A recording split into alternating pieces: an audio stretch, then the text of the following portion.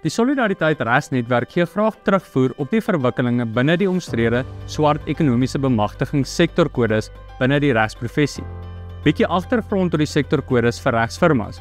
Die huidige voorgestelde sektorkodes is in September 2024 amptelik in werking gestel. Hierdie sektorkodes verlaag die drempel vir vrygestelde ondernemings tot 'n jaarlikse omset van onder R5 miljoen en plaas dus baie kleiner firmas in die groot firma kategorie.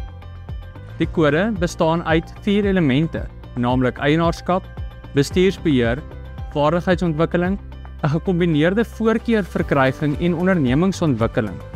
Eienaarskap is nou 'n prioriteit en vereis 50% swart eienaarskap teen jaar 5.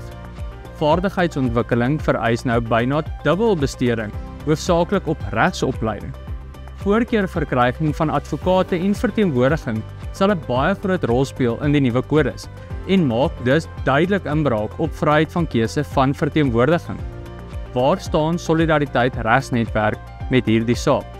Solidariteit het sy aansoek gebring teen die omstrede sektorkodes met die doel om die inwerkingstelling daarvan as onwettig, irrasioneel en ongrondwetlik te laat verklaar. Solidariteit se regsnetwerk wil dus onder prokureursfirma se aandag bring dat hierdie kodes massiewe implikasies vir elke firma sal hê en dat die regsnetwerk elke firma se ondersteuning hierin benodig om vir julle te veg.